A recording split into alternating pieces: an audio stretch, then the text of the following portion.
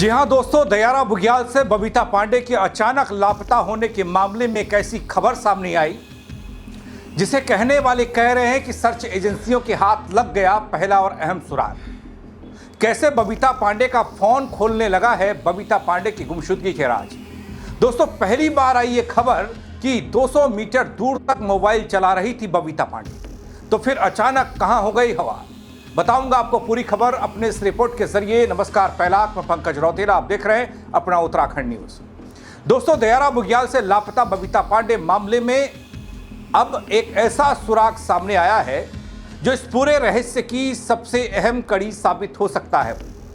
दोस्तों, पुलिस जांच में जो पता चला वो ये कि जिस रात बबीता गायब हुई वो अपने मोबाइल फोन का इस्तेमाल कर रही थी और करीब 200 मीटर दूर तक उसकी मोबाइल गतिविधि दर्ज की गई है। लेकिन सबसे बड़ा सवाल ये कि आखिर उस 200 मीटर के बाद क्या हुआ। अगर बबीता फोन चला रही थी तो फिर अचानक उसका मोबाइल फोन स्विच ऑफ कैसे हो गया?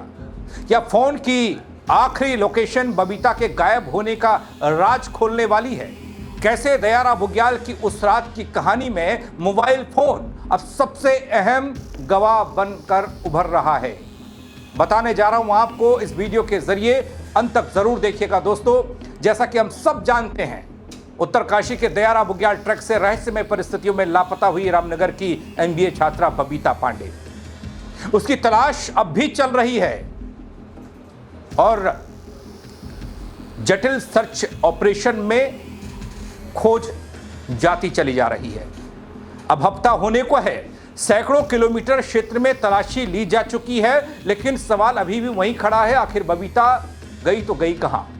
दोस्तों, जो पुलिस सूत्र बता रहे हैं, जो खबरें निकल कर आ रही हैं छनकर, वो ये है कि बबीता के मोबाइल की अंतिम जो लोकेशन थी, सक्रियता मोबाइल पर थी, वो लोकेशन दयारा ट्रैक के पड़ाव गोई क्षेत्र से लगभग 200 मीटर नीचे की ओर बताई जा रही है।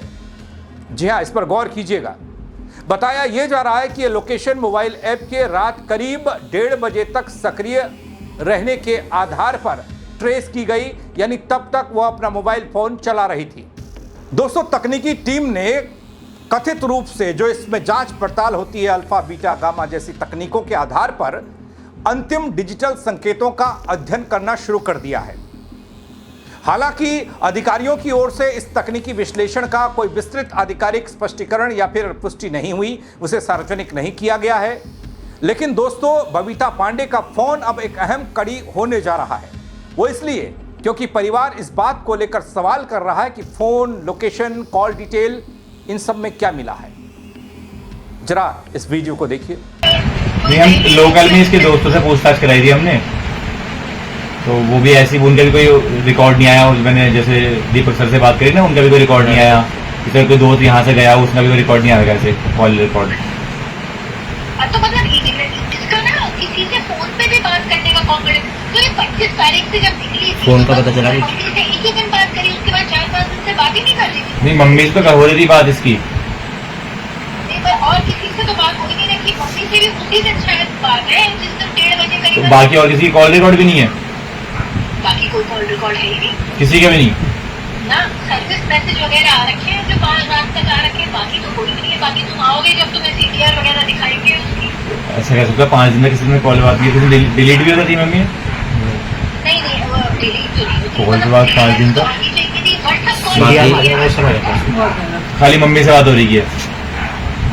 खाली मम्मी से बात हो रही है और 1-2 दिन पहले और बात हो रखी है। तुम आओगे कल तो तुम्हें बताएंगे हम किससे बात। फोन का जैसे फोन कल सर मैंने EMI नंबर दे रखा था ना, वो ट्रेस का हुआ कुछ? उसका भी कोई जो नहीं हुआ, बल्कि इसके बाद जो पहले के भी IMI नंबर है शायद उसके पास होंगे 2-4 नंबर, सबको भी हमने रन करवा रखा है कि कोई भी नंबर अगर चले या कुछ भी हो तो फिर हम उसको देख लें।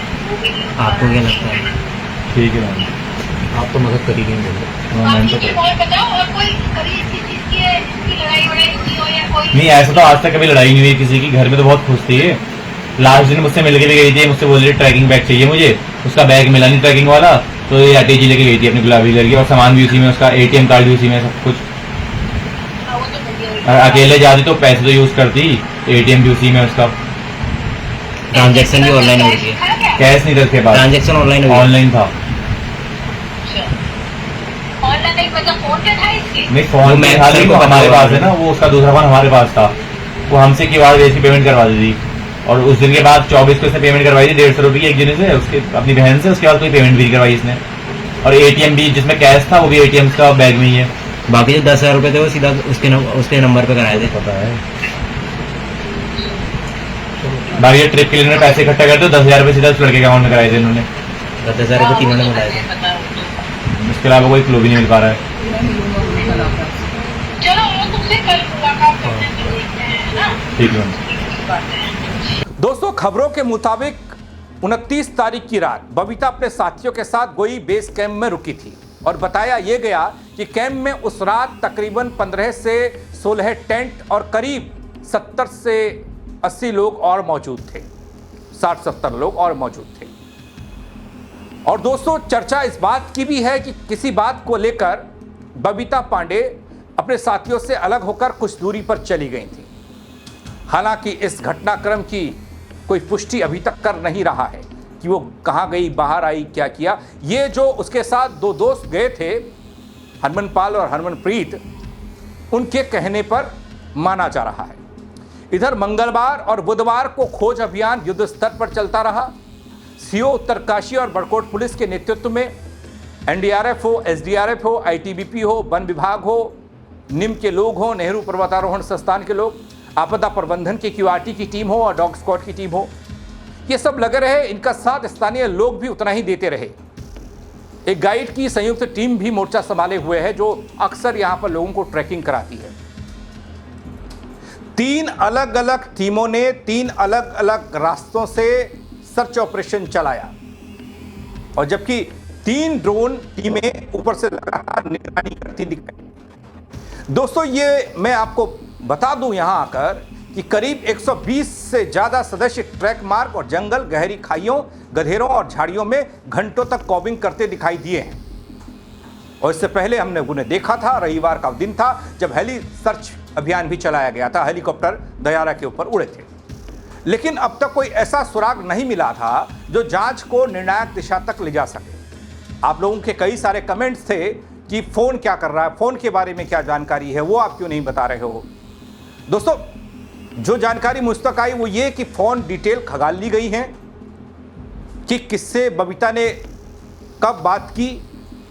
और जो सबसे महत्वपूर्ण बात निकल कर आई वो ये थी कि जहां पर स्टे किया था, जहां पर टेंट लगा था, उस स्थान से लेकर 200 मीटर की दूरी तक नीचे के इलाके, ऊपर बुग्याल की तरफ नहीं, नीचे यानी कि शहर की तरफ को लोकेशन ट्रेस हुई।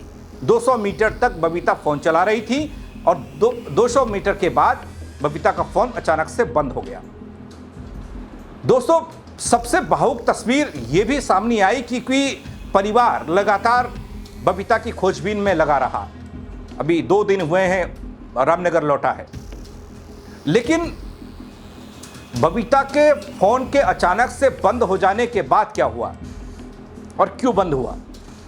क्योंकि परिवार वाले इस बात को बखूबी कह रहे हैं कि बबीता पांडे के फोन में बैटरी पर्याप्त थी, कोई ऐसा टेक्निकल इशू नहीं था, लेकिन अचानक से फोन का बंद हो जाना अब सवालों के घेरे में है। और जिस भावुक पल की मैं बात कर रहा था वो रैथल की तस्वीर थी, जहां कई दिनों तक उम्मीद लगाए बैठे बबीता पांडे के परिजन 3 रोज पहले भारी मन से अपने घर को लौट आए, रामनगर वापस आ गए। लेकिन सवाल अब भी पहाड़ की चुप्पी में गूंज रहा है। अगर मोबाइल की आखिरी लोकेशन मिल चुकी है, इतने बड़े स्तर पर सच हो चुका है, तो फिर बबीता अब तक कहां है, ये कोई बता क्यों नहीं पा रहा?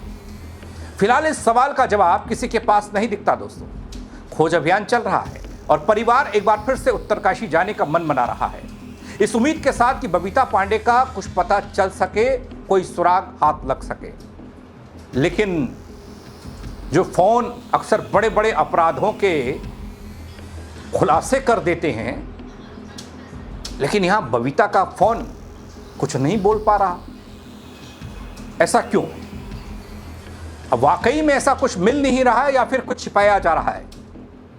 क्योंकि बकौल बबीता का परिवार इस बात का अंदेशा जता रहा है कि हो तो सब कुछ रहा है दुनिया की नजरों में, लेकिन कहीं कुछ छिपाया तो नहीं जा रहा है। क्या इस बात से आप इत्तेफाक रखते हैं? तो आप जरूर बताइएगा, कमेंट के जरिए बताइएगा, अपनी राय जरूर दीजिएगा इस खबर पर, शेयर कीजिएगा और लोग भी देख पाए, वो भी अपनी राय दे पाए। फेसबुक पर देख रहे हैं दगड़ियों, फॉलो नहीं किया तो वो कर देना, यूट्यूब पर देख रहे हैं सब्सक्राइब नहीं किया तो वो कर देना, ताकि हर खबर और बबीता मामले की हर जानकारी सबसे पहला अपडेट आप तक मैं पहुंचा पाऊं। मेरे साथ जुड़ने के लिए आप सबका बहुत शुक्रिया दोस्तों। जय उत्तराखंड।